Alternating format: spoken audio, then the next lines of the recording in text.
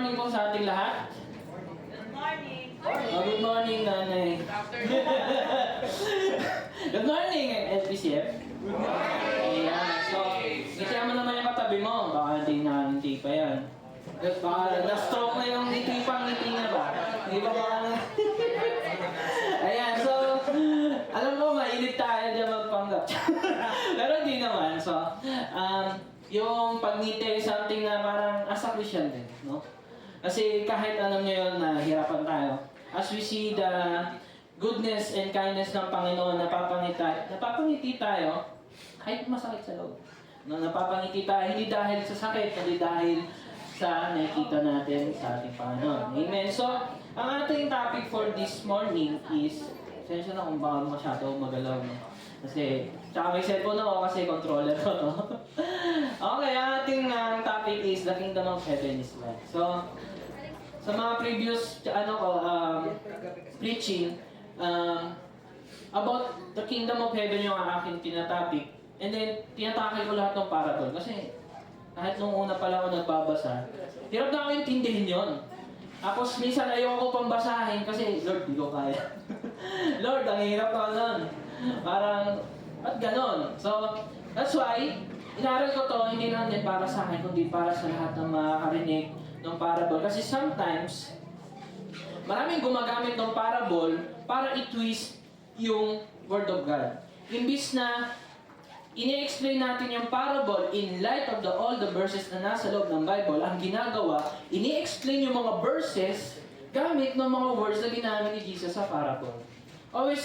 Always be reminded na si Jesus na pipreach dito, Old Testament pa. That's why, kapag pumunta kayo kay Paul sa mga sinasabi niya, ibang-iba sa sinasabi ni Jesus. Kasi si Jesus nagpipreach sa Judea. Puro Pariseo nandun, puro mga pumapalo sa Ten Commandments and anything. Kaya, ang lagi niyang pinipreach yun is more on Old Testament. That's why, pagdating kay Paul, kay John, kina Peter, medyo iba na. Dahil, in line na yun sa ginawa ni Jesus Christ. So, yun lang isa kong concern dito sa ating mga parable na pinag-uusapan. And ang ating pag-uusapan for this morning is the parable of the laborers. Dapat workers yan eh. Sinunod ko rin nasa Bible. Laborers. In the vineyard. So, ayan. Mga trabahador. Sino mga nagtatrabaho na dito? Mga estudyante nagtatrabaho para sa grades. Yan. Lahat naman tayo dito workers. Ang hindi workers yung nakahiga pa ngayon. Nawala dito, siyempre. So, ayan. Pero siyempre, Sunday naman ngayon. Talagang araw ng pahinga natin ngayon. And napaka-mahalaga na na-observe natin yung pahinga. Kasi, regalo ng Panginoon sa atin. And then, syempre, kung nag-work ka ng Sunday, parang nire-reject mo yung gift na binigay na rest sa'yo ng Panginoon. Pero hindi naman all the time na masama na mag-work. No? Pero dahil nandito na si Jesus sa atin, no? Siya na yung ating rest. Para sa lahat na nahihirapan pumunta ng Sunday, no? Nahihirapan pumunta ng church. Always be reminded na yung rest natin, hindi na lang siya basta yung pahinga. Kundi yung rest natin, nagkataon-tao, and that is Jesus Christ. No? Always be reminded. Kaya, sa ating ngayon mga Christians, every day is a rest day dahil kay Jesus. Okay. So, before I start, di ba kasi ang ating topic is Matthew 20. Para na mas lalo natin maintindihan ito, dapat natin laging pinupuntahan yung mga sinabi muna ni Jesus bago niya sabihin yung parable. Kasi lagi yung connected doon. Siyempre, meron nagtanong sa kanya, and then mag-i-explain siya. Ito yung parable. Ang masama sa mga ginagawa natin, madalas, binabasa agad yung parable. Yung sagot, nang hindi mo inaalam kung ano yung naging tanong or yung naging context ng nangyayari. Parang wala ka naman tanong, pero inaalam mo agad yung sagot. Medyo magulo, di ba? Hindi naintindihan. So, Matthew 19. So, dito tayo mag-i-start. Introduction lang to. No? Pero sige, dahil kahit introduction na to, let us pray na. Let us pray. Heavenly Father, Panginoon, maraming salamat po sa umagang ito na pinagkaloob mo sa bawat isa, Panginoon. Mga anak mo, Panginoon, na lumalapit ngayon sa iyo, Panginoon, upang makaramdam, makaranas ng iyong pahinga through hearing of your word, Panginoon. And Lord, as we hear your word, Panginoon, give us faith, Panginoon, mold us, Panginoon, palubutin mo ang aming puso, Panginoon. Lalo na, Panginoon, ibig mo ang aming puso sa iyo, Panginoon, sa tuwing nahirapan, sa tuwing nasasaktan, sa tuwing napapagod, Panginoon.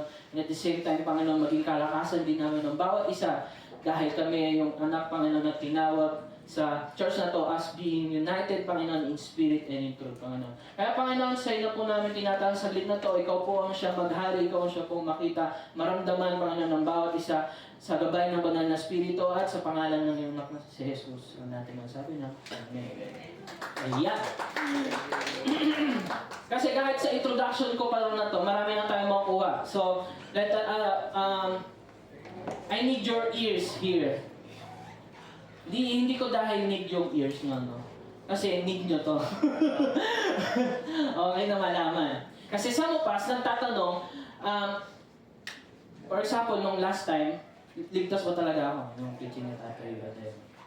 Medyo happy natin ng konti pa dito sa pag-uusapan natin. Kasi, paano maliligtas yung mga, di ba sinasabi natin, maliligtas lang yung mga tumanggap kay Jesus.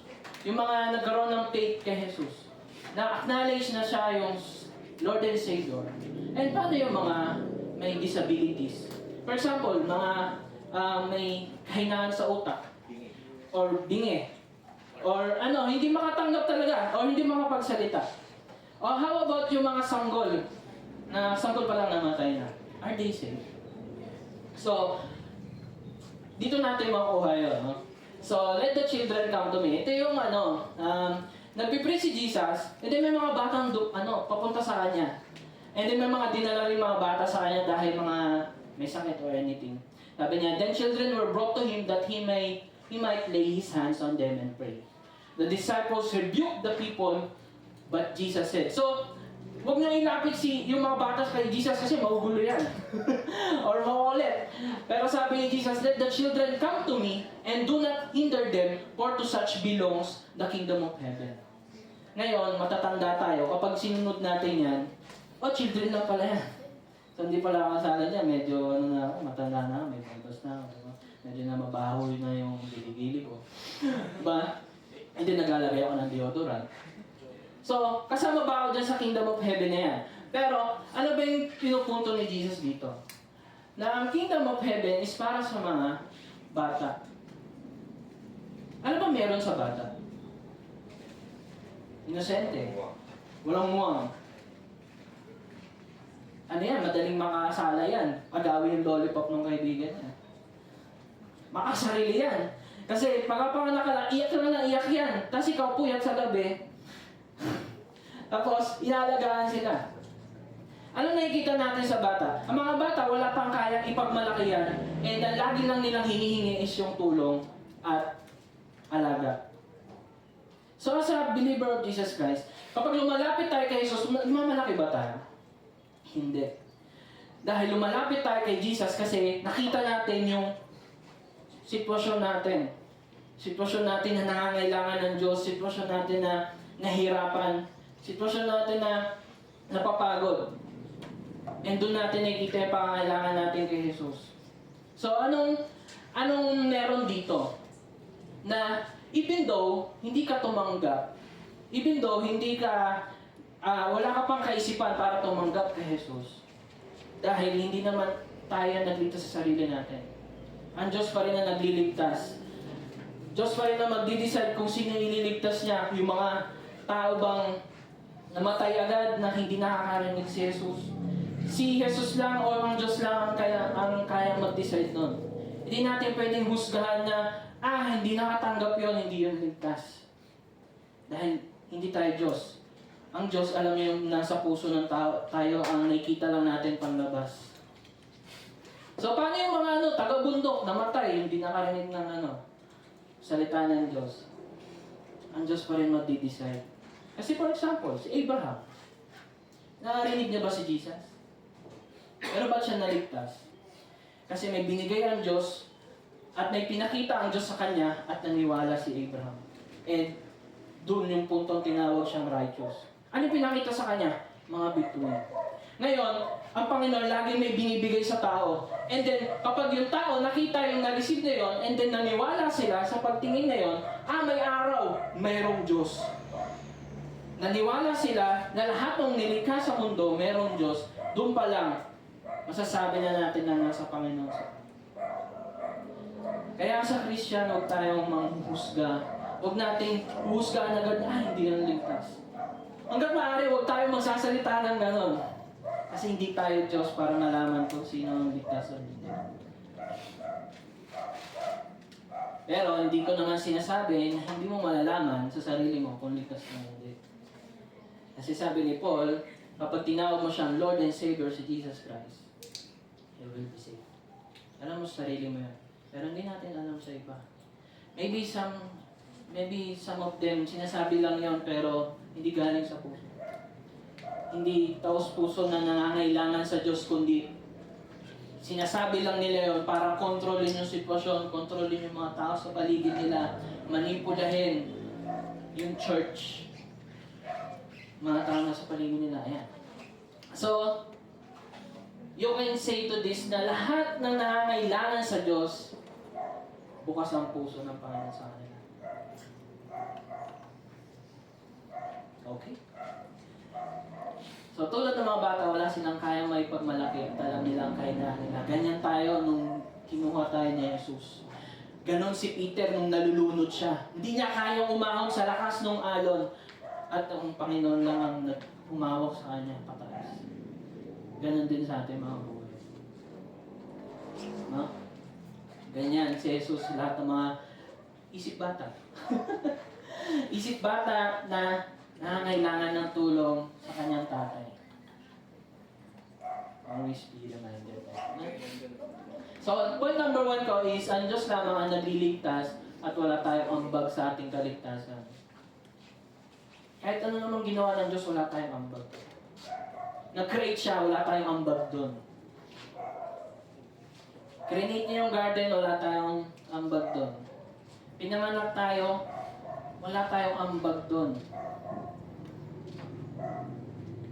Always be reminded na lahat na meron tayo ay galing pa rin sa Panginoon. Bakit tayo kapag nagtatrabaho may nakukuha? Kasi may nagko-control at may nagbibigay. Kaya akala natin nag-earn tayo, pero lahat naman talaga na nakukuha natin is galing sa Panginoon. Sa generosity ng Panginoon. No? And then susunod na verse, may nagtanong kay Jesus, the rich young man. And behold, the man came up to him saying, Teacher, what good deed must I do to have eternal life? Ito na yung isa sa mga sikat na verses. Anong kailangan kong gawin? Siyempre, kung, context lang sa rich man. Rich man, maraming access yan. Nakakapag-aral. Siguro may copy yan ng Bible. For example lang naman.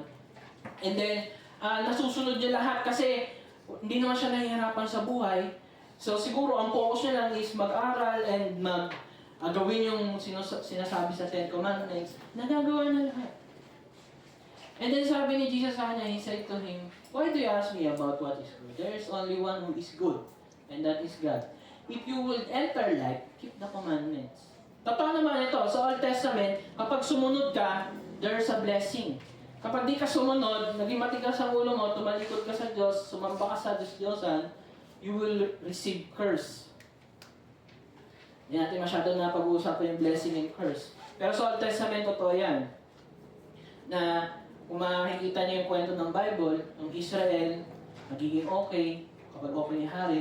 Kapag hindi okay yung hari, nagkakaroon ng gulo. Laging ganon.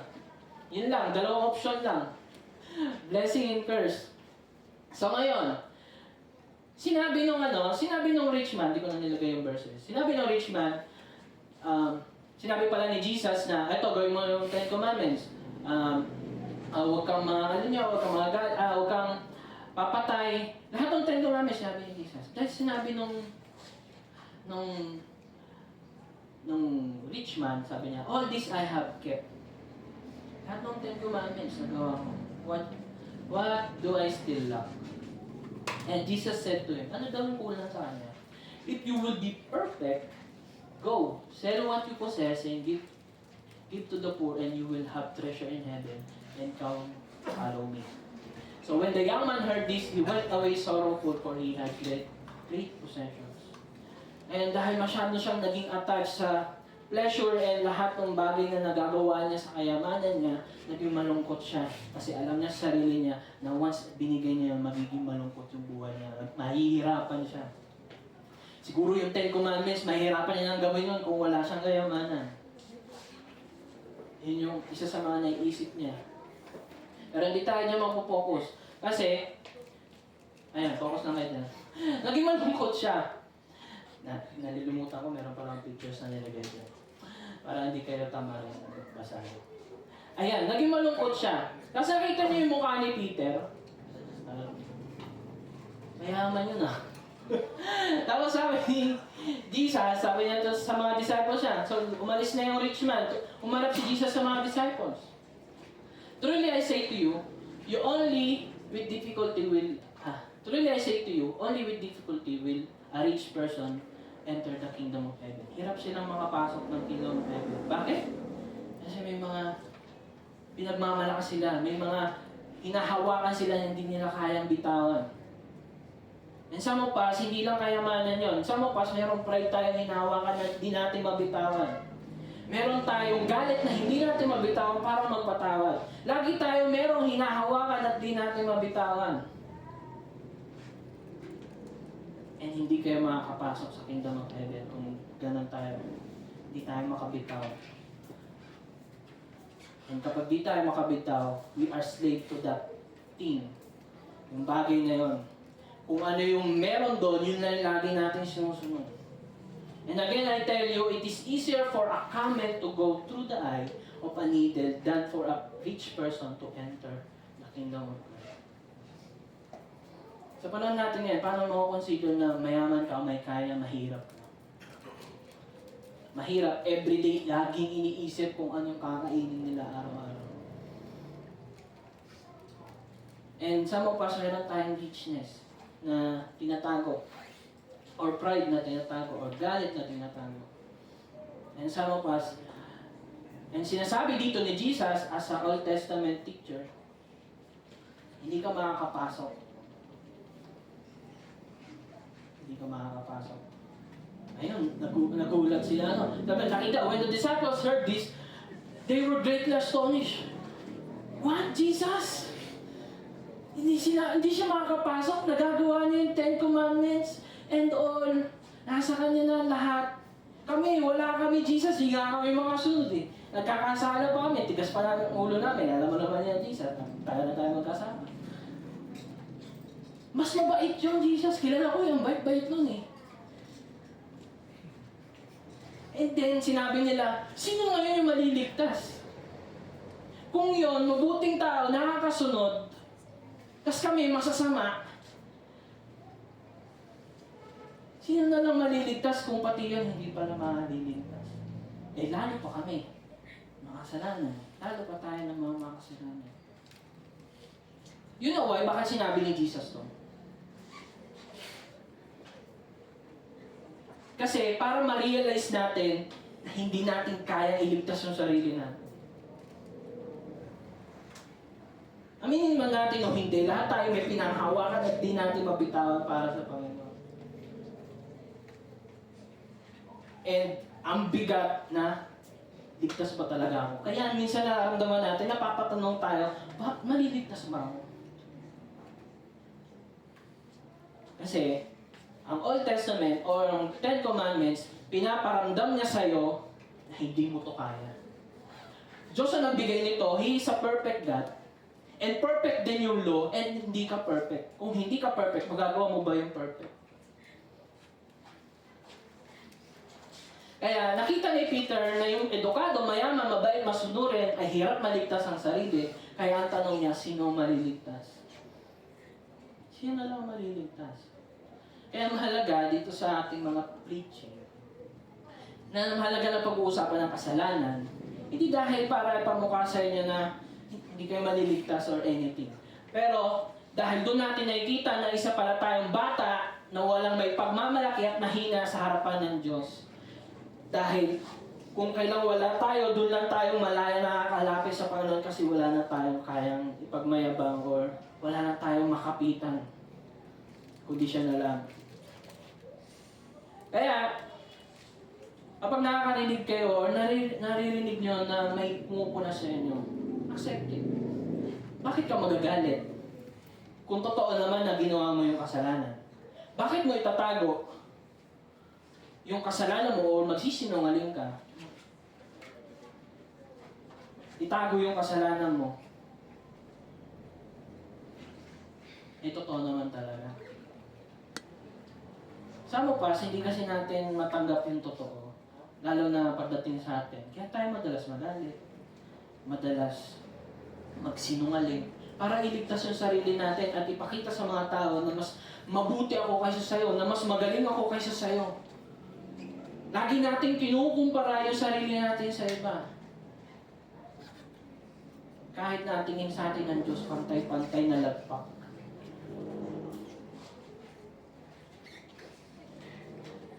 Kaya lagi niyang tatanda na walang greater sin, walang lesser sin. White lie, pumatay ka, nag-mass murder ka, that all is considered na kasalanan. Kaya sinabi dyan ni John, behold the Lamb of God who takes away the sin, hindi sins, hindi lesser sin, hindi greater sin, kundi sin as a general, na lahat na nagagawang kasalanan ng tao will be taken away of the Lamb of God. Kaya huwag niyong iisipin na mas okay kayo. Mas okay tayo, porket nandito tayo sa church.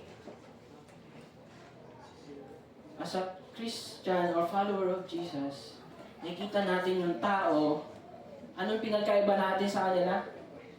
Hindi nila alam si Jesus, kaya meron tayong urge na mag-share. And I hope and I pray na lahat tayo magkaroon ng urge to share kasi yun yung hindi nila alam. Yun yung sana dapat malaman nila. Imbis na magmayabang ka, you have this compassion to them to share it. No? Kasi, first of all, pantay-pantay tayong makasalanan sa harapan ng Diyos. Kaya hindi ka pwede magmalaki. Hindi mo rin pwedeng ibaba masyado yung sarili mo. Okay, always be reminded na pantay-pantay tayong makasalanan. Kaya ngayon, kapag may nakagawa ng kasalanan, magagalit ka ba agad? Mapapaisip ka. Kasalanan din ako. Nagawa siya ng kasalanan. Anong dapat kong gawin? Magalit? Ang tanong, nagalit ba ang Diyos sa'yo? Nung ginawa mo yung kasalanan mo, hindi. Bumaba siya at pinakita yung pagmamahal sa'yo. Imbis na ikaw yung ipako sa krus, may ibang napako sa krus para sa'yo. And, nakita mo yung kasalanan mo, but Jesus look at them. Nung tinanong ni Peter, who can be saved?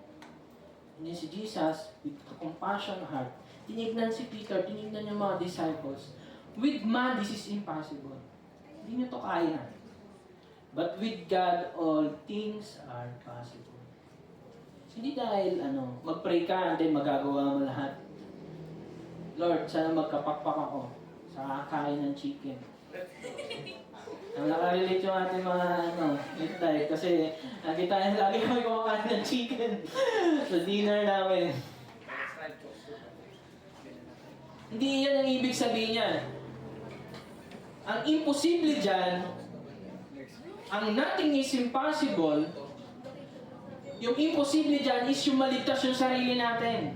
At ang posible is merong Diyos na magliligtas sa atin. Na pwede tayong maligtas, posible yun dahil meron tayong Diyos na nagmamahal sa atin. And then ngayon, imbis na si Peter, matuwa naman. Ito, papasok na naman yung kasalanan ng tao. Imbis na matuwa, yes! Maliligtas ako! Kasi lahat imposible kay Lord. Save siya sa ganong statement. Pero itong sinabi niya, kinumpara. Ito na naman, ito yung problema natin mga tao, kinumpara na naman yung sarili. Ngayon, kinumpara ni Peter yung sarili niya dun sa rich man. Ano hindi kayang bigay ng rich man? Yung kayamanan niya. Eh si Peter, Lord, iniwan ko lahat sa'yo. Mahal yung net ko. panghuli ng isda, iniwan ko yun, Jesus. See, we have left everything and followed you, Jesus. And what then will we have? Ngayon, sa mundong ito, ba't ganyan yung, hindi ko naman masisi si Paul dyan. Kasi sa panahon, sa mundo natin ito, magtrabaho ka, may makukuha kang pera. Mag-aral ka ng mabuti, may makukuha kang magandang grades. Magbigay ka ng oras sa mga anak mo, magbibigay sila ng oras sa'yo. Lahat lagi mayroong kapalit. And yun yung din yung inaasahan nila, Peter? Lord, binigay namin lahat sa'yo, ano makukuha namin ngayon? Parang sila pa yung mayabang. Parang tayo pa yung mayabang. Lord, binigay ko lahat sa'yo, nag-serve ako sa church. Yung oras ko sana na para sa akin, binigay ko na lang sa church. Yan, madalas natin tanong.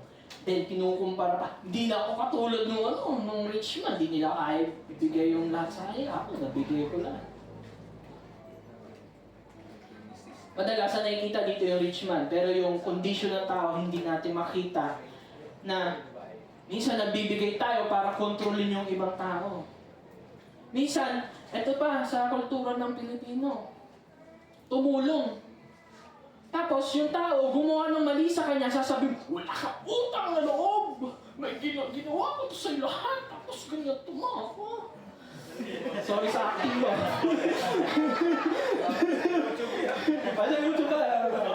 Isipin ko, okay ka ba ito? Ganun tayo. Lagi tayong may inaabangan na kapalit. Akala natin, entitled na tayo sa Panginoon na Lord, bigay mo sa akin ito, binigay ko lahat sa'yo ha.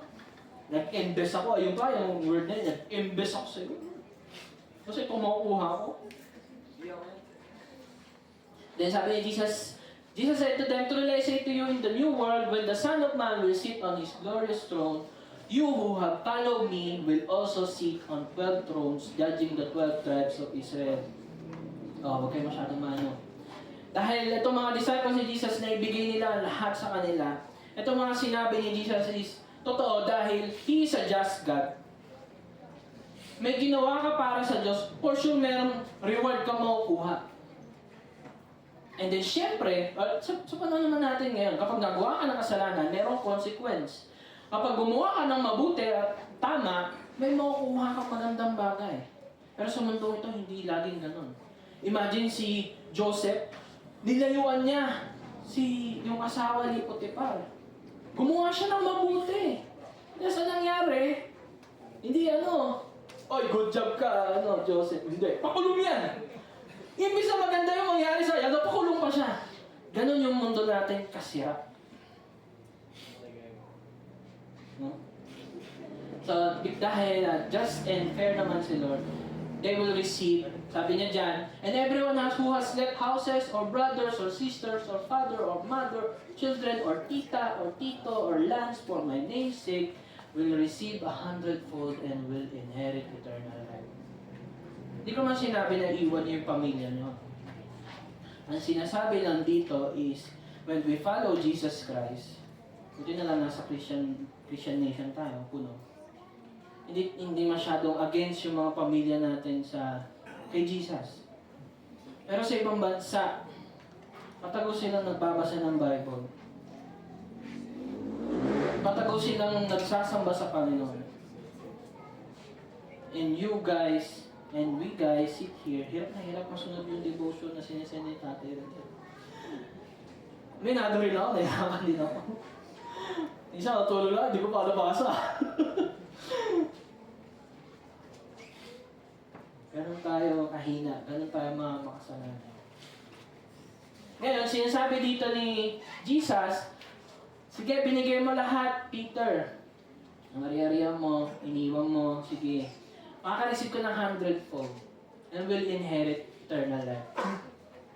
Siguro nasa isip ni Peter dahil mas okay, mas marami akong makukuha dito, mas malaking investment to. Hindi nasa isip niya. Akala ni Peter, most of us, akala natin, mas angat si Peter kaysa sa mga disciples kasi siya yung lagi nasa Bible. Akala natin, mas Okay sila, kaya tinataas natin sila, ginagawang first hope, for example. In the first place, natingin sa atin ni Lord, pantay-pantay. And then, nung nakay Jesus ka na, may level up na pala yan. May mas mataas na pala sa'yo. Yung pastor, mas mataas na pala sa mga congregation.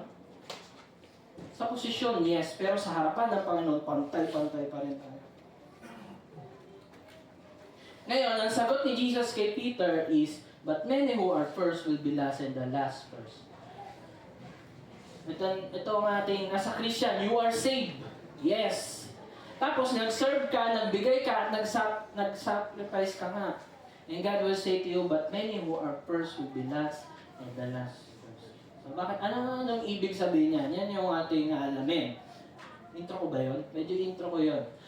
Sa ating parable, dahil maikli na naman yung ating parable. Yung sacrifice na sinasabi ko dyan is, when we do yung tamang gawin, minsan mahirap. Minsan mahirap yakapin yung katotohanan, minsan mahirap gawin yung kung ano yung tama. And when we do it, nagsasacrifice tayo. Sasacrifice natin kung ano yung hindi naman tayo. No? So, ang tanong dyan is, pag nag-serve ka ba, nagbigay ka ba, kapag mas marami ka bang time sa church, mas nakakaangat ka na ba sa tao? Mas nakakaangat ka na ba? So, ano ibig sabihin ng first will be last and the last first? Kasi yan yung ating pag-usapan sa parable ng laborers. So ito ang ating pag-uusapan ngayon. In light of that, nung lahat ng sinabi ko, sasalain nyo ngayon kung ano yung mababasa nyo dito. No? Ano yung vineyard? Yun yung mga taniman ng ubas. Ubasan. Yun yung Tagalog sa ating Bible. So, nagkwento na si Jesus. For the kingdom of heaven is like a master of house who went out early in the morning to hire laborers for his vineyard. After agreeing with the laborers for a denarius a day, he sent them into his vineyard. So, para lang, normal day, yung master of the house, gumising, nagkape, tapos, parang walang tama yung kape ko Ugos na kayo dyan. So, yung mga laborers na mga lalay dyan. Pag nag-harvest kayo, makakuha kayo ng denarius a day. So sa time pa nito, medyo nagreklamo pa tayo na 9 hours, no? Pero itong mga laborers na to, 12 hours nagtatrabaho. So, ang denarius a day is something na gastos mo sa isang araw. Yung kaya mo magastos sa isang araw. Yun lang yung kinikita nila, yung pang isang araw lang. No? He sent them into his vineyard. Ayan na, may picture. So, 6 a.m. to 6 p.m. Medyo pa yung umaga pa, hindi pa masyado maliwanag. Kasi yung trabahador, maaga rin nagising. Siyempre, trabahador ka, maaga ka magigising kasi may utos si master. Wala namang reklamo doon or anything. Ngayon, sino yung master of the house na tinutukoy dito? It represents God and the universe who are the creator and the owner. Always be reminded, hindi tayo entitled. Porket nagtatrabaho, entitled ka na. Pero imagine, lahat ng bagay na pinagtatrabahuan natin, hindi natin matatrabaho kung walang nanggaling sa Panginoon. Mismo yung trabaho itself, kapag hindi tayo nagtrabaho, that's why may mga pulubi sa daan, nasisiraan ng ulo, or nababaliw. Kasi wala silang trabahong ginagawa, nakakasira talaga ng ulo. Nakakatawa ka. Isa yun sa mga dahilan, hindi ko naman nilalahat. No? Pero kapag hindi ka nagtatrabaho, piling mo parang, ano pa ba sense ko sa mundong ito? Mapapakasyon ka kung bakit ka nalikha. Di ba? Kaya mahalaga sa mga tao na nagtatrabaho kasi it is also a blessing. Yung pagtatrabaho, hindi yan binigay ni Lord para pahirapan ka. Yung trabaho na yan ay para sa'yo. And then yung rest din is para sa'yo. No? Para sa atin. Ngayon, laborers of the owner represents the one who is close to the owner and knows what they will receive. Alam nila yung marireceive nila, kaya sige, okay lang yan. Si master naman yan eh. Siyempre, wala ka naman masyadong reklamo sa mga binibigay ng master mo kung alam mo na yung makukuha mo talaga, di ba? And then yung denarius is a day's wage for a common laborer. Ngayon, nagtatrabaho na yung mga trabahador. And going out about the third hour, he saw others standing idle in the marketplace. Lumabas siya. Nakita niya, uy, may mga patambay-tambay doon ah. And he said to them, you go into my vineyard. Huh? At bigla whatever is right, I will give you. So they went, going out again about the 6th hour and the 9th hour, he did the same. So, yun yung parable. Ngayon, pumunta sa kanan yung master. Oh, mga tambay dyan. Punta kayo sa vineyard ko, magtrabaho kayo, and bibigay ko yung dapat para sa inyo. Then pumunta siya sa kaliwa. Ayan, yung mga maagang nagigising yan. 9 a.m. kasi. Parang tayo yan. Ngayon, pumunta siya sa kaliwa. Or, kaliwa. 12 p.m. tanghali. Ito yung mga pupuyat, mga tanghali na nagigising. Mga tanghali na nagigising dyan, punta kayo sa vineyard ko, magano kayo. Trabaho kayo, at makukuha nyo yung para sa inyo. Yan yung sinasabi ni Master. And then, yan yung 6 hour. Ang pag-translate lang nun is 6 hour, di ba 3rd hour, 6 hour? Yung 6 to 6 p.m. binawasan ng 3, so 9. Tapos naging 6 naman, 6 hour, hanggang 12. Ngayon, binawasan ulit hanggang 9 hour. Ayan, 3 p.m. to 6 p.m. O, magtrabaho kayo. Yan yung mga nagme-merienda. Oy, may mapamerienda naman tayo. Sige, punta namin dyan. Tapos, imagine 3 hours na lang sila magtatrabaho. Pero, ayos, may pang-merienda tayo. Diba? And about the 11th hour, diba 12 hours yung trabaho. Tapos 11th hour, 1 oras na lang natitira. He went out and found others standing, and he said to them, why do you stand here idle all day? Ano nagawa na dito? They said to him, because no one has hired us. He said to them, you go into the vineyard. Anong pinagkaiba nitong statement ng mga tao dito na because no one has hired us? We can say na yung mga naunang hinire nung master is mga nakakwelyo, mga profesional. Talagang matatanggap sila. Pero ito sila, 5:00 na ng hapon, wala pa rin kumukuha sa kanila. Bakit? Sa panahon natin, bakit tayo hindi tumatanggap ng tao? Kasi hindi nila kaya. Wala yung experience. Mga mahihina yan. Some of us is like that. Tumatanggap lang tayo ng tao kasi okay sila. Hindi sila mabaho. Okay sila manamit. Yung pag-iisip niya parang okay naman compare dun sa dada ng dada. Hindi mo na alam yung hindi mo na maintindihan yung sinasabi. Lagi tayong nagkukumpara. Yan yung mahirap sa tao. Lagi tayo nagkukumpara, and then nakikipag-compete. And imagine the need of this ng mga tao na to na 5:00, wala pa silang kinikita, wala pa silang makakain, 5:00 na ng hapon, hindi pa nga sila kumakain doon, walang tumatanggap sa kanila. And you see yung generosity and graciousness nung master. Sige, habol kayo kahit 1 oras na lang.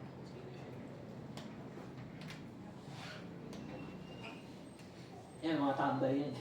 Ano tumatago sa atin?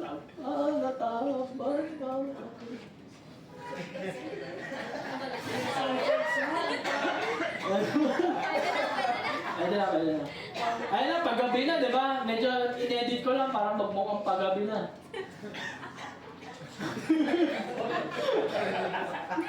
And evening came.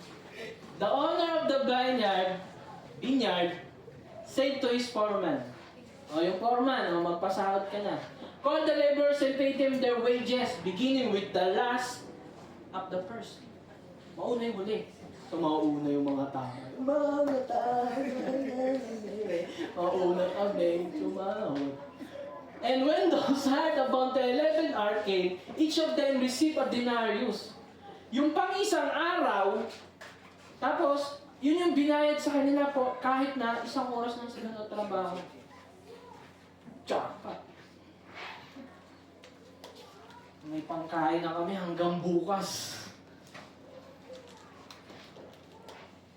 Patay ng ilaw. Gayahin ko lang si Raymond. Ayan, gumabi na. Hindi ko ma-edit yan. Gabi yan na nagpapasahod na. Sige, makasama ko. Yung patay. Okay. Now when those hired first came, they thought they would receive more. Nasa dulo sila eh. Uy! Pang-isang araw yung nakuha nila, sa akin kaya. Isang oras sila nagtrabaho, tapos pang-isang araw yung nakuha nila. Tayo, di ba, hinire yung mga nauna ng 9 a.m. Mga 9 hours. O times 9. 9 denarius mo kuha natin. Maayos to, may pangsugan na ako. May may pangano na ako. Pantoma. Joke lang. They thought they will receive more. Mabibigyan ko na lang brum-brum yung anak ko. But each of them also received a denarius. Nasa nakuha lang na pagdating nila. Wala ka na ba dyan, boss? Ito na yun. Isa lang. Bakit naman gano'n? And on receiving it, they grumbled. Ano yung grumbled? Hindi yan grumble yung sugal. And on receiving it, they grumbled at the master's house. Nagreklamo sila, nagdapog. Naubos yung, dapat para sa amin yung binigay mo eh. Binigay mo dun sa mga nahuli eh. Mas marami kaming trinabaho, bakit ito ang nakuha mo?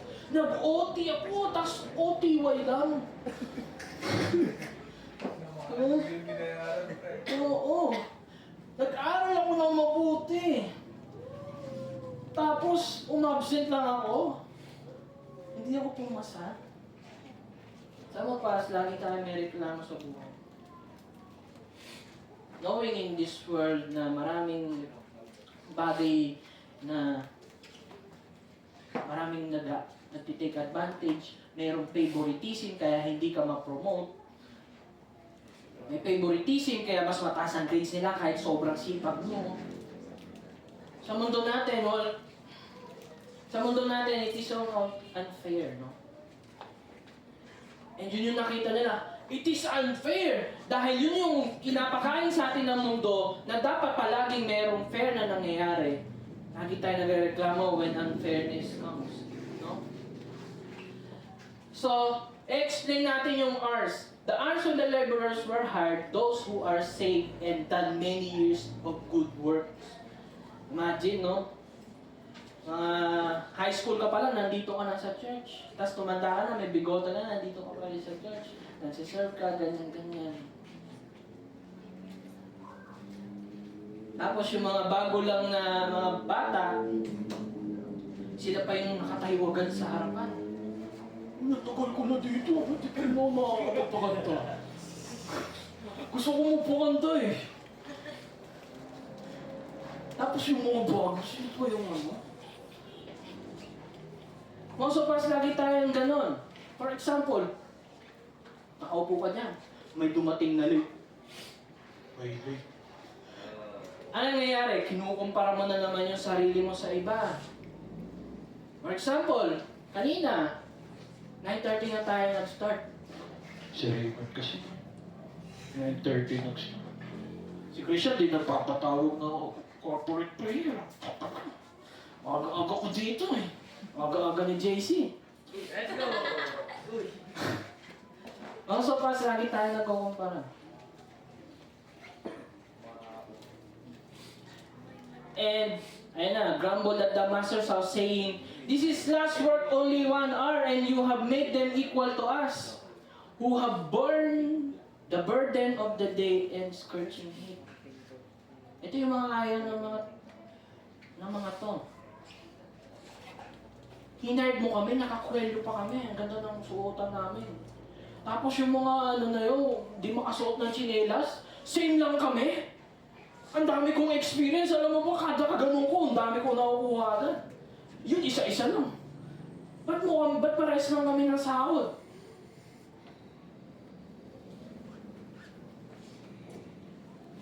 Ito, sa follower of Jesus Christ, kine-question mo ba yung mga bagay na ginagawa ng Diyos doon sa tao na yon at sa'yo?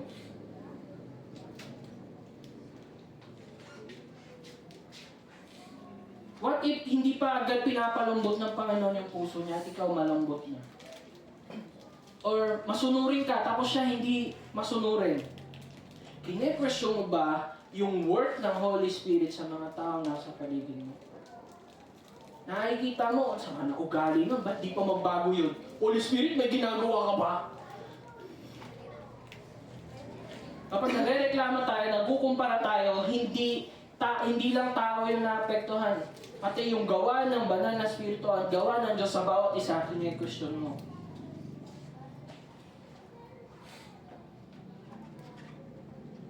Christian pa ba yun? Hindi na umakatindi. Imbis na, nasa na kaya si kapatid? Puntahan natin. Kausapin natin. Pero hindi. Mas inuuna natin magkumparahan.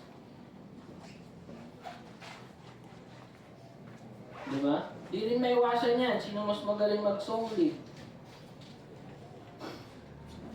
Ito, paisip ko, sino nga ba? The Lord, pare-pares na kami. Diba? Sino mas magaling mag-preach? O, mas opas, ganito. Di ako makikinig, siya na lang yung mag-preach eh. Hindi na ako magpapangalan. Ay, hindi mo na ako atin, hindi si Tatay Rodel. Oo.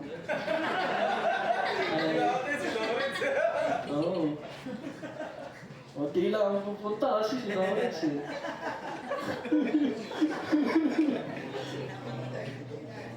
Diba? Mahilig tayo. Di ko na i-example lahat. Alam nyo na lagi tayo nagkukumpara. Lagi natin kinukumpara yung sarili natin. Minsan gusto mo mas mataas ka. Minsan binababa mo yung sarili mo. Uy, hindi na ako dyan. Hindi nila ako pinapansin. Sige, hindi na ako atin ng church. Hindi masarap yung ulam. Sige, ito na lang sa bayo kain. Huwag niyong itataas sa sarili niyo at also huwag niyong ibababa. Kung nakikita niyo walang pumapansin sa inyo, kayo yung lumapit at pumansin. Kung nakikita niyo na yung tao walang makayahan, tutulungan mo. Hindi mamaliitin. Diba? Kasi, ang ginagawa natin is ganito. We grumbled like this. Marami akong ginagawa kaysa sa iba. Mas maaga ako kaysa doon sa... alam mo na yun, sinetch kita eh. Diba? Tapos, ito sa Bible para hindi kayo may nag-grumble. Sabi niya, bakit naganda ka sa kapatid ko at ako? Itong matagal mo nang kasama, wala man lang pa-andoks. Diba? Isa, parable of yung two sons. Nung bumalik yung kapatid niya, nagreklamo yung pangalan. Akala mo na ako kasama dito, wala man lang pa-chicken joy. Tapos siya pinakataya mo ng patabang guya. Pinatabang baka. Yung pinatabang ganon, hindi talaga yung pinagtatrabaho, chill lang yung baka na yun. Kasi bawal magkaroon ng muscle yun. Pag may muscle, matigas. Dapat malambot. Pinataba talaga yun. Walang ginagawa yun. Siguro may scoliosis na yan, hindi kasi gumagalaw eh. Pinataba talaga, tapos pinakatay mo para sa kanya, pero sa akin hindi. Pinasangyup mo, unlimited. And eto pa, sa mga ugali nun, maliligtas ba yun?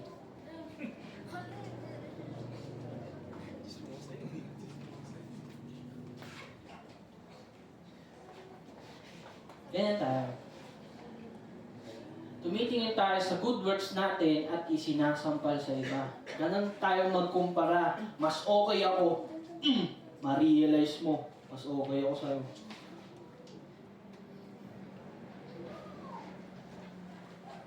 But he replied to one of them, "Friend," ito yung master. "Friend, I am doing you no wrong. Did you not agree with me for a denarius?" Ito ba nag-agree doon sa pinag-usapan natin? "Take what belongs to you and go. And I choose to give to this last worker as I give to you." Bakit ka magre-reklamo? Ang Panginoon na nagbibigay. Kung ikaw yung halaman, puno ka na, bakit mo husgahan yung maliit na halaman? Ang liit mo naman, bakit ang tagal mo maging puno? Ang tagal mo bumait, ang tagal mo magbago. Isang ganun tayo. And kapag nagre-reklamo tayo, nagkukumpara tayo, kine-question mo yung pinili ng Panginoon para sa halaman na yun. Para sa tao na hihirapan. Para sa tao nasa paligid mo. And then kahit ganun tayo, He chooses and calls us friend kahit na makasarili tayo. Inawag ka pa rin niyang kaibigan. Kung lahat tayo pantay-pantay na makasalanan at anak ng Diyos, ano pang sense na ikumpara ang sarili sa iba? Ba't ka pa magkukumpara? Pero parang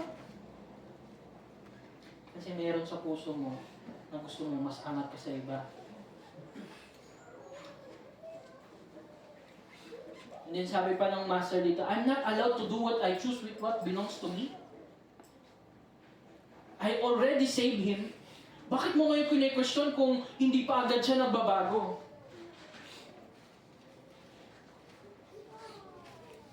Or do you begrudge my generosity? Hindi ka ba natutuwa na ligtas na siya? And ngayon, matutuwa ka pag nagbago siya? Matutuwa ka lang pag may nagbago na doon sa mga nasa paligid mo? Matutuwa ka, pupunta ka na ng church pag okay na yung church. Medyo magulo pa eh. Sige, bounce out muna. Ano pa ang sense ng pagkumpara kung si Lord ang nagpapalambot ng puso at ang pumipili? No? Sarili mo lang iniisip mo, once na nagre-reklamo ka na okay na kumpara na sarili sa iba. Interesado ka lang sa sarili mo, interesado ka lang mag-improve. Hindi talaga doon sa Diyos na nag-enable ng lahat sa mga tao na maligtas. And ito yung huli na sinabi ni Jesus sa parable. "So the last will be first and the first last." Nung sinabi pa rin ni Jesus, parang hindi ko pa rin nag-guess. Ano Jesus? Ba't mo biglang pinasok to? Kasi babalik tayo dun sa chapter 19, yung kanina. Yung nireklamo ni, yung sinabi ni Peter. Medyo naging mayabang kasi siya eh. Medyo lang. Pero mayabang pa din, di ba? Kahit medyo nagsinungaling lang naman. Pero sinungaling pa din yun. Kahit anong liit pa niya, laki, kasalanan pa rin. Marireceive niya 100-fold, makaka-receive siya ng 100-fold and will inherit eternal life. Hindi ibig sabihin nito na pipilitin natin maging mahirap. Ay mga Christian, dapat magpakahirap tayo. Ibigay niyo lahat ng kita niyo dito sa church. O hindi maging isip mahirap. Ay, mahirap lang ako eh. Mahirap pa akong bayarin. Or mag-sacrifice tayo para ma-receive ang reward at ang eternal life. Yes, hindi nga good works yung pinagmamalaki mo. Ngayon, ang pinagmamalaki mo yung kung ano yung binibigay mo ngayon. Ngayon, bakit ka ngayon nagbibigay? Para maligtas ka? Para ma-bless ka? Para may reward kang makuha? Manipulating ang tawag mo yun. Sinasabi natin kay Lord, "Lord, wala ka bang utang na loob? Binigay ko to sa'yo lahat. Nagbigay ako ng oras, nagbigay ako ng time." Parehas lang pala yun.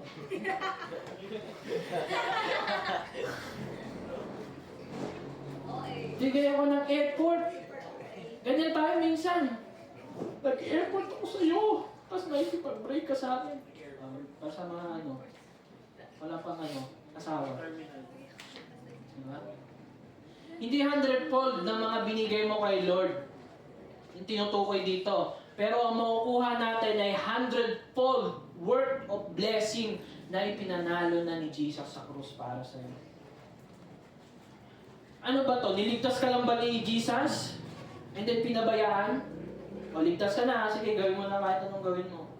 Hindi. Niligtas niya tayo, binuhat, dinala sa piling niya, and sige, magpakasaya ka dyan sa blessings na nandito sa piling ko.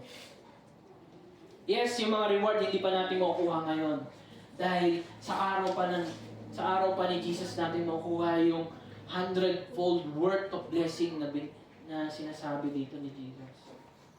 And that's why, nagsasacrifice yung mga Christians, hindi para may makuha. Kasi alam nila, yung mga sinasacrifice nila, makukuha nila in the end times. And 100-fold pa, 100 times. Ang ibig ko lang sabihin, ang reward at eternal life ay galing pa din sa grasya ng Panginoon, hindi galing sa mga bagay na ginawa mo. Yung reward na yon, di ba? Sinasabi natin, the victory is won. Nakipaglaban si Jesus. Di ba kapag sa mga gera, kapag may nakikipaglaban and then natalo yung kalaban, meron silang makukuhang loot or mga rewards sa mga panalo nila. Ganon din kay Jesus. Di ba sinabi ko kanina, sa Old Testament, kapag may ginawa ka, meron kang blessing. Ginawa mo yung tama. Kapag ginawa mo yung mali, meron kang curse. Ngayon si Jesus, ginawa niya yung tama, na-receive niya yung blessings. Hakot. Hinakot niya lahat. Hakot award. And then, dahil nagkaroon ka ng faith kay Jesus, yung hinakot niyang reward dun sa mga blessings na yun, marireceive mo rin in the end. Hindi ka lang basta ligtas. Pati yung mga bagay na pinalalo ni Jesus, makukuha mo din. Di ba yung mga, kapag marami tayong nakuha chocolates. For example, sa teachers. Sino ba teachers dito? Kapag Teachers Day, dami binibigay na chocolate sa kanila eh. Tapos pag uwi nila, nakakatikim pati yung anak nila. And how much more na ikaw anak ng Diyos, yung blessing na yun, makuha mo din. Dahil sa pagsunod ni Jesus. So yung hard laborers dito is represent those who are shown generosity or grace by the owner. Wala silang trabaho noon. Wala silang trabaho pero nagkatrabaho dahil sa generosity nung owner. Kaya ang focus ng kwento ay hindi ang gawa ng laborer. Hindi yung mga ginagawa natin sa church. Hindi yung focus dito. Hindi yung mga mali nyo. Hindi yung pagiging late. Hindi yung mga ginagawa mong tama at mali ang focus ng church. Hindi yung kinukorek na paulit-ulit. Hindi. Ang lagi natin pinapakita dito is yung grace ng ating Diyos.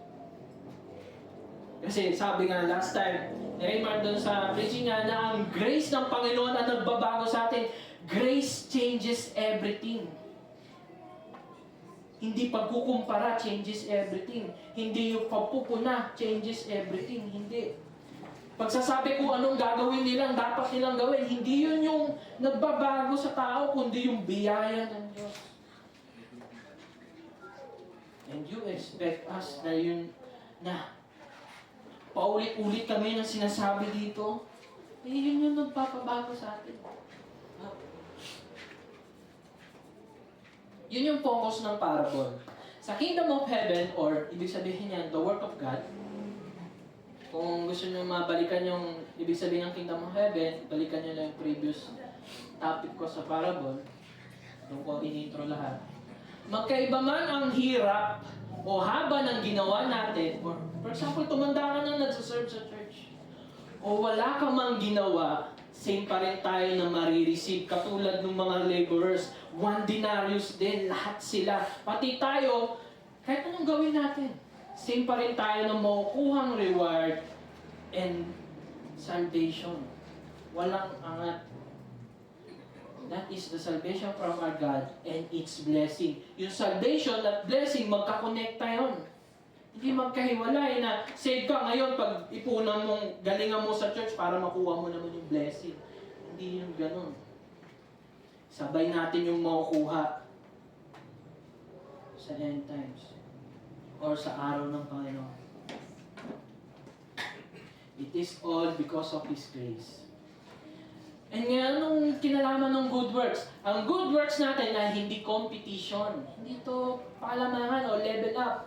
And lalo, hindi ito ang reason natin ng ating salvation. Lagi namin inuulit sa inyo, hindi good works ang makakapagpaligtas sa atin. Ang good works ay appreciation and fruition ng biyaya ng Diyos sa action. Dahil sa atin yan. Lagi niyong iintindihin na yung good works natin, ginagawa natin yon kasi na-appreciate natin yung ginawa at kindness ng Panginoon sa atin. Lord, thank you! Kaya gagawin mo to. Sige, mahal ko yan. Mahal. Minahal kasi ako. Mahal. Mamahalin ko lahat na nasa paligid ko kasi may Diyos na nagmahal sa akin. At hindi ako mauubusan kasi Diyos ang nagbibigay. Sa Mupas, lagi tayo naghahanap ng pagmamahal. And may kita lang natin yon sa Panginoon. Ang binibigay ng tao, patak-patak lang. Pagmamahal. Pero sa Diyos, talon. Ano yung talon? Waterfalls ng pagmamahal. Ulitin ko, hindi ito competition at hindi reason ng ating salvation, kundi appreciation and prutas ng ginawa ng Panginoon sa ating lahat. And point number 5, the kingdom of heaven is not like our earth's kingdoms. No? Hindi parehas ang value system ng kingdom of heaven sa kingdoms na meron sa earth. Kaya kung ano nararanasan nyo dito sa mundong ito, hindi nyo mararanasan sa Panginoon. Sa Panginoon nyo lang mararanasan yung ganito. For example, sa mundong ito, yung kriminal dapat mamatay. Ang dami nang sasabi na, ibalik yung death penalty. Grabe yung ginawa, ni-rape yung bata.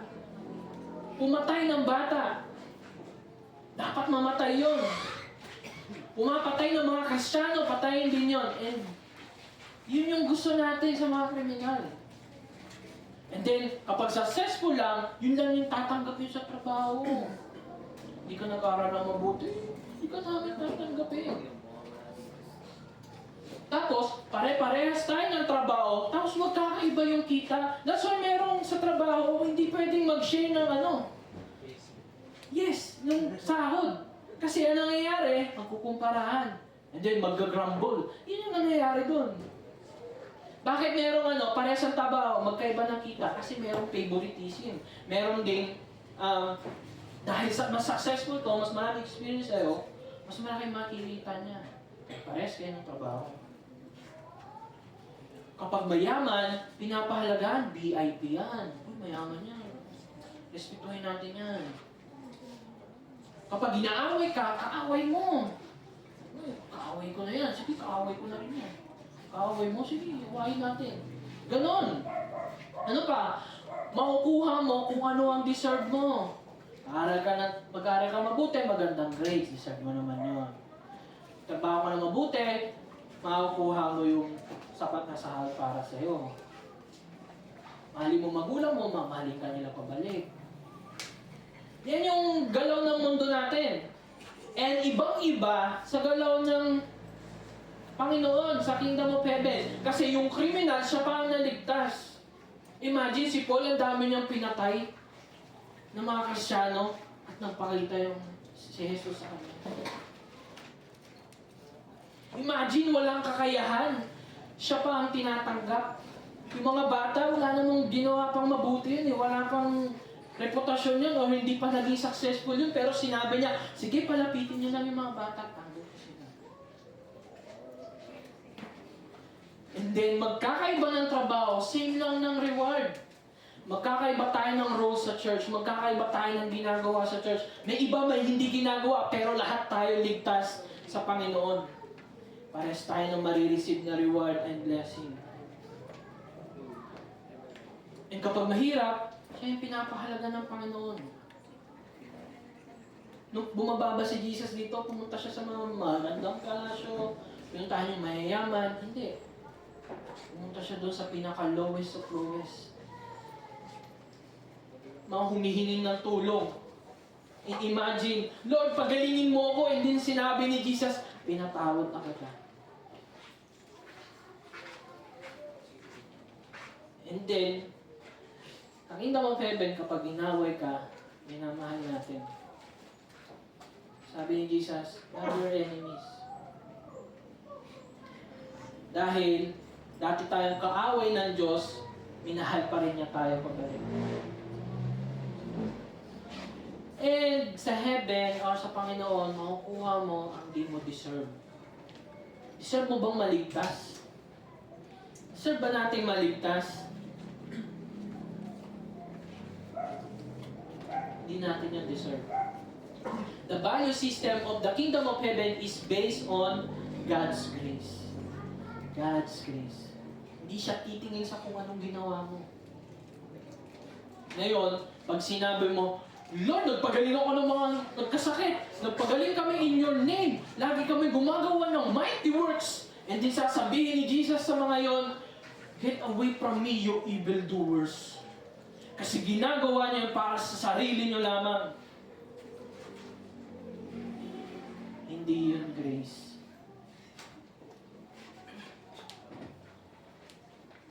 And ito yung sinabi niya, will inherit eternal life, but many who are first will be last, and the last first. Explain na natin to. The last will be first means yung mga tao akala natin last, walang kwenta, mga murderer, may hina, mga bata, sila pa ang first kay Lord. And then the first last means yung mga tao akala natin first, yung katulad ng akala ni Peter sa rich man, ang dami, mabait siya na, kumpleto niya yung 10 Commandments. Pero sila yung last kay Lord. Anong basihan ni Lord? Hindi sa mga ginagawa natin. Hindi pa rin yan yung basihan, yung mga nakikita ng tao. Dahil ang tinitignan pa rin ng Panginoon is, for the Lord sees not as man sees. Kung ano nakikita natin sa mundo ito, hindi ito yung nakikita ng Diyos. Man looks on the outward appearance, but the Lord looks on the heart. Looks on the heart. Ngayon mapapaisip ka, Lord, alam mo yung puso ko. Kasalanan na po, hindi ako umati ng church. Hindi ako namamansin. Lagi akong may sama ng loob pag may laging nalilate. Pag late, nag-i-start yung service. Ang aga-aga ko, nagising, tapos late mag-i-start. Lord, nakikita mo yung puso ko na laging ganon. And dapat mo lang makita mo na ganon dahil the heart is deceitful above all things. And desperately sick. Who can understand it? Imagine. And there's nagkwento si Jesus sa Luke 18. About to sa Pharisee and the tax collector. This is where I am. He also told this parable, another parable, to some who trusted in themselves that they were righteous. Yung akala nila sila yung righteous, sila yung mas okay kaysa sa ibang tao. Para sa kanila to. Two men went up into the temple to pray. One a Pharisee and other a tax collector. The Pharisee standing by himself prayed to God. Nasa harapan siya, nandito pa siya, nakaupo. Nandito magpipray. Lord, I thank you. Thank you talaga, Lord, that I'm not like nasa likod. Extortioners, unjust, adulterers, laging late, laging gumagawa ng mali, laging nagkakasala, laging nagsisinungaling. Traitor sa bansang ito, like the tax collector, kasi they are considered traitor, kasi binubuwisan nila yung sarili nilang lahi para sa mga Romano. Kumbaga, sa word natin, sila yung sip-sip sa mga Romano. Eh, ayaw nila dun sa mga tax collector. And then, twice a week, magpapasing tayo this week, I give tithes of all that I get. Yan yung sinasabi niya. But the tax collector, standing far up, naririnig niya. Grabe, ang lakas, nakamay pa. Will not even lift up his eyes. Yung sobrang hiya mo. Kasi alam mo yung puso mo eh. And lift up his eyes to heaven. Dahil nakita niya yung pangangailangan niya sa Diyos. But beat his breast, Lord, yung puso ko ganito. Di magbago. God, be merciful to me. I am a sinner.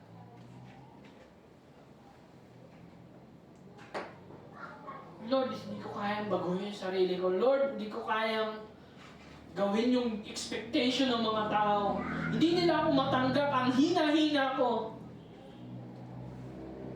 Lord, be merciful to me. I am a sinner. And what Jesus says to him, I tell you, this man went down to his house justified.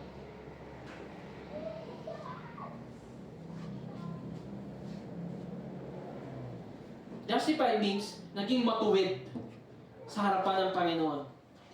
Imagine, umamin lang yung tax collector ng kasalanan niya, nakita niya yung pangangailangan niya sa Diyos, and then tinawag siyang righteous. Imagine. Sapat sa mundo natin, yung mga righteous, yun yung mga babae, tumutulong, nagcha-charity. Pero sa Panginoon, yung nakita yung kahinaan nila at humingi ng tulong sa Panginoon, humanap ng biyaya, sila pa yung tinawag na justified or matuwid sa harapan ng Panginoon. Rather than the other, na nagmamalaki ng kanyang mga ginagawa, kinukumpara yung sarili niya doon sa mga taong nasa likod. Dahil sinabi ni Jesus, for everyone who exalt himself, kung sino man tinataas ang sarili nila, ibababa. But the one who humbles himself will be exalted. Binabaliktad yung galaw ng heaven, kingdom of heaven is baliktad. That's why sinabi ni Jesus, the last will be first. Kasi yung humble will be exalted. And the first will be last. Kasi yung mga nag-i-exalt sa sarili nila, tinataas yung sarili nila, will be humbled. That is the meaning ng kapag nahuli, mauuna. Pag mauuna, mauhuli. Pag tinataas mo yung sarili mo, ibababa ka. Pag binababa mo yung sarili mo, itataas ka ng Panginoon. Dahil doon natin nakikita yung pangailangan natin sa Diyos. Imagine, kung ganun tayo, lagi nakikita yung pangangailangan sa Diyos, lagi tayo makapag-pray, lagi tayong sabik na pumunta ng church. Kasi minsan, hindi tayo pupunta ng church, akala natin sarili natin okay tayo. Okay tayo, wala tayong pangangailangan, anything. Okay naman ako. Ba't ako pupunta sa church? Ngayon ang tanong, bakit tayo magiging humble? Para ba ma-exalt tayo? Yun yung unang nabasa ko, yun yung unang pumasok sa isip ko. Ay sige, bababa ko sa sarili ko para itaas ako ni Jesus. Yay! No. Bakit gano'n? Kasi kapag sinabi mo, para maitaas yung sarili mo, ibig sabihin, nag-i-effort kang ibaba yung sarili mo para itaas ka, nakatingin ka pa rin sa sarili mo, hindi mo nakikita yung pangangailangan mo pa din. Ngayon ang tanong, bakit tayo magiging humble? Dahil may unang naging humble para sa atin. And that is Jesus Christ. He was humbled. Dinala yung burden ng mundo, yung sakit ng mga tao, pinagaling sila. Dinala yung cross. At hindi siya tinaas. Itinaas siya ng tao. Hindi niya tinaas yung sarili niya. Yung tao nagtaas sa kanya doon sa cross, para lahat ng titingin doon ay maliligtas. Now, bakit ka magpapakumbaba? Kasi may unang Diyos na nagpakumbaba para sa akin. And when I look up on that cross, doon tayo maliligtas. Doon tayo makakaranas ng pagmamahal sa ibang tao, hindi pagkukumpara sa mga tao. Ito yung kanina, you are saved, tapos nag-serve, nagbigay, nag-sacrifice, lahat ng good works mo. And God will say to us, but many who are first will be last, and the last first. always be reminded na ito yung sinasabi ng Panginoon sa'yo. Don't focus on your good works or sa mga ginagawa ng mga tao. Focus to my grace and to my Son's work for you. Ang tinitingnan lang natin na good works dito ay yung good works ni Jesus Christ. Hindi yung ginagawa ng mga tao, hindi yung ginagawa mo, kundi yung ginawa ni Jesus para sa atin lahat. And that is the parable of the laborers in the vineyard. Let us pray. Heavenly Father, Panginoon, marami pong salamat sa umagang ito, Panginoon. Tinatulong mo sa bawat isa. Lord, thank you, Lord, Panginoon, sa pag-realize sa amin, Panginoon, na kailangan hindi na kami lagi nakatingin sa sarili namin. Na lagi ikumpara yung sarili namin sa iba, Panginoon. Di porke, Panginoon, kami yung mababa, Panginoon, ilalayo na namin yung sarili namin. Hindi porke kami yung nakakataas, Panginoon, kami yung magmamalit ng mga tao, Panginoon. It is so, Panginoon, na sinabi mo, Panginoon, na yung mga tataas sa sarili nila ay ibababa. At mga nasa baba, Panginoon, ay itataas mo, Panginoon. Lord, give us a heart, Panginoon, na nakikita yung pangangailangan namin sa iyo na parang bata, Panginoon, na laging hinahanap ang kanyang tatay, Panginoon. Through our prayers, to our hearing of our word, Panginoon, naway lagi namin ikaw makita at maranasan ng iyong pagmamahal, Panginoon. Kaya, Panginoon, as we go, Panginoon, paalala mo sa amin itong mga salita na sinabi mo, Panginoon. Itatak mo sa aming puso, magrema, Panginoon. Sa aming mga puso, Panginoon. Dahil ikaw lang, Panginoon, ang pumipili at nagbabago ng buhay ng tao. Hindi kami, Panginoon, sa bawat isa, Panginoon. All that we can do, Panginoon, is to do good works, Panginoon, for others, Panginoon, and for your glory, Panginoon. Hindi na kami titingin sa sarili namin. I hope and I pray, Panginoon, na iwasan namin ngayon, Panginoon. At lagi kami tumingin sa ginawa mo para sa amin that will lead us to repentance, into prayer, into worship, into fellowship, sa church, Panginoon, and to share your word of your grace, Panginoon. Kaya, Panginoon, sa ina po namin tinatasabi na ito sa pangalan ni Jesus. Amen.